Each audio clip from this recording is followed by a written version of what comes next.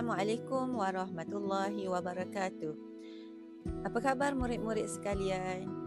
Alhamdulillah, bertemu kita pada siri kali ini bagi subjek pendidikan Islam tahun 6, bidang sirah, tajuk jihad. Sebelum itu kita sama-sama lihat standard kandungan pada hari ini. 5.3 merumus iktibar dan meneladani kepribadian Nabi Muhammad dalam konsep jihad secara beradab dan istiqamah. Bagi standard pembelajaran 5.3.1 menyatakan konsep jihad. Objektif pelajaran kita pada hari ini, yang pertama menyebut pengertian jihad dengan betul, dan yang kedua menyebut sekurang-kurangnya 2 daripada 3 aspek jihad dengan betul. Baiklah murid-murid, sudah bersedia dengan buku teks? Kalau belum, Ustazah beri masa untuk murid-murid ambil buku teks dan buka muka surat 168. Kita sama-sama belajar apa itu jihad. Baiklah murid-murid, dalam buku teks, pengertian jihad ialah bererti seseorang Muslim mencurahkan tenaga dan kekuatan dalam melakukan sesuatu perkara.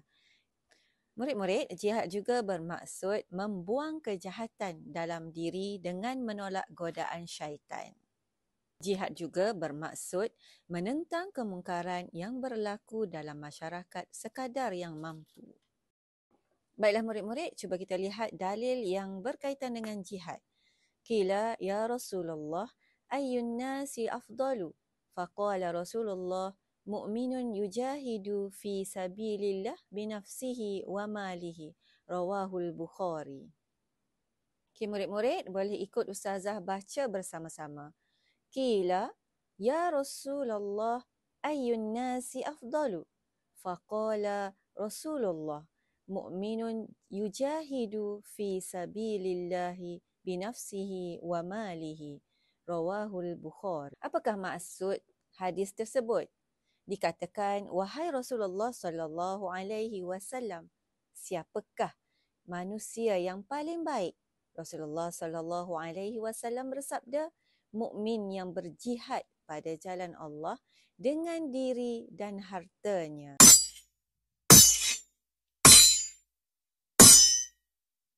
Seterusnya kita akan lihat kepada konsep jihad, iaitu ada 3. Yang pertama, jihad mempertahankan kesucian Islam. Kaum kafir Quraisy memerangi umat Islam kerana membalas dendam atas kekalahan mereka dalam Perang Badar. Ingat dia murid-murid, Perang Badar, Nabi bersama dengan tentera berjumlah 313 orang, manakala tentera Quraisy, musyrikin Quraisy berjumlah 1,000 orang. Demi mempertahankan kesucian Islam, Nabi Muhammad SAW dengan kaum muslimin menuju ke Bukit Uhud untuk berhadapan dengan penentangan bersenjata kaum kafir Quraisy, maka tercetuslah perang Uhud yang berlaku pada tahun ketiga Hijrah. Konsep yang kedua ialah jihad mencegah kemungkaran. Kaum kafir Quraisy menawarkan harta benda dengan kemewahan kepada Nabi Muhammad sallallahu alaihi wasallam. Tawaran ini diberikan jika baginda beribadat mengikut agama mereka. Nabi Muhammad sallallahu alaihi wasallam dengan tegas mempertahankan akidah dan menolak tawaran tersebut.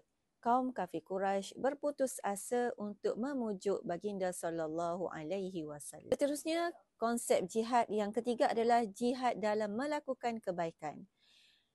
Peristiwa kaum kafir Quraisy berusaha dengan pelbagai cara menghentikan dakwah Nabi Muhammad sallallahu alaihi wasallam. Mereka melemparkan pelbagai fitnah, tuduhan dan sering mengejek Nabi dengan pelbagai gelaran yang tidak baik. Tapi apakah tindakan Nabi? Kita tengok kepada kisah seterusnya. Mereka pernah meletakkan najis di belakang badan baginda ketika baginda sedang solat. Tapi apakah tindakan Nabi? Baginda menghadapi segala cabaran dengan tenang dan sabar serta tidak berputus asa dalam meneruskan dakwah, menyebarkan agama Islam kepada. Baiklah murid-murid, seterusnya kita lihat kepada latihan yang Ustazah sediakan iaitu bagaimanakah berjihad menggunakan lisan dan harta benda yang boleh kamu lakukan. Kamu boleh senaraikan di dalam komen di bawah video ini. Baiklah murid-murid, untuk siri pada hari ini kita berakhir dengan latihan yang telah Ustazah berikan sebelum ini. Jadi Ustazah harapkan murid-murid dapat komen jawapan yang murid-murid sediakan dan insya-Allah kita bertemu lagi dalam siri yang kedua bagi tajuk jihad. InsyaAllah kita bertemu lagi di lain siaran. Assalamualaikum warahmatullahi wabarakatuh. Bye.